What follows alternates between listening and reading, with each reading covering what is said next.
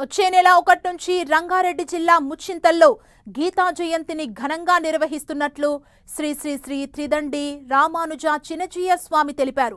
సమతామూర్తి ప్రాంగణంలో జరిగే గీతా జయంతి కార్యక్రమంలో భక్తులు పెద్ద ఎత్తున పాల్గొనాలని పిలుపునిచ్చారు.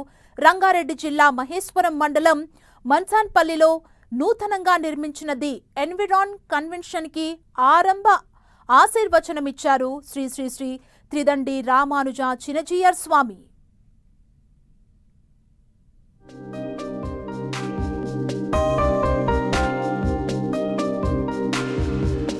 రంగారెడ్డి జిల్లా శంషాబాద్ సమీపంలోని ముచ్చింతల్ శ్రీరామనగర్లో గీతా జయంతిని ఘనంగా నిర్వహించనున్నట్లు శ్రీ శ్రీ శ్రీ త్రిదండి రామానుజ చినజీయర్ స్వామి తెలిపారు.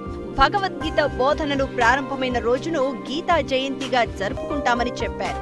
రంగారెడ్డి జిల్లా మహేశ్వరం మండలం మంసాన్పల్లి గ్రామ శివారులో నిర్మించిన the ఎన్విరాన్ weddings and events convention కు శ్రీ శ్రీ శ్రీ త్రిదండి రామానుజ చినజీయర్ స్వామి ఆరంభ ఆశీర్వచనమిచ్చారు. ఈ సందర్భంగా ముచ్చింతల్లోని సమతామూర్తి ప్రాంగణంలో నిర్వహించే గీతా జయంతి కార్యక్రమంలో భక్తులు పెద్ద ఎత్తున పాల్గొనాలని పిలుపునిచ్చారు. మన శ్రీరామ్ నగరంలో స్టాచ్యూ ఆఫ్ ఈక్వాలిటీ ముందర ఈ ఏడాది శ్రీకృష్ణుడు ఉపదేశం చేసినటువంటి రోజు మార్గశీర్ష శుక్ల ఏకాదశి డిసెంబర్ 1వ తారీఖు నాడు వస్తోంది. ఆ రోజున రామానుజాచార్యుల వారి ముందు యువకులు, బాలురు, వృద్ధులు, స్త్రీలు, పురుషులు అందరూ వేల సంఖ్యలో కలిసి కూర్చుని ఆ భగవద్గీతని పారాయణ చేయబోతున్నారు. ఉదయం సుమారు 9:30కి ప్రారంభమై సుమారు 12:30, 1 గంట దాకా జరిగే ఈ భగవద్గీత పారాయణలో మనందరం పాల్గొందాం. దానివల్ల కలిగే లాభాన్ని మనమందరం కూడా పొందుదాం, మన వారందరికీ అందిద్దాం, చరిత్రని రక్షించుకుందాం, చరిత్రకి మనం వారసులుగా ప్రపంచంలో కీర్తిని పొందుదాం. అందరూ రండి, పారాయణ కలిసి చేసుకుందాం. పురాణాలలో చెప్పిన ప్రకారం కురుక్షేత్ర యుద్ధ ప్రారంభ సమయంలో శ్రీకృష్ణుడు శాశ్వతమైన జ్ఞానాన్ని అర్జునుడికి అందించిన బోధనలు భగవద్గీత రూపంలో సిద్ధించింది అని శ్రీ శ్రీ శ్రీ త్రిదండి రామానుజ చినజీయర్ స్వామి చెప్పారు.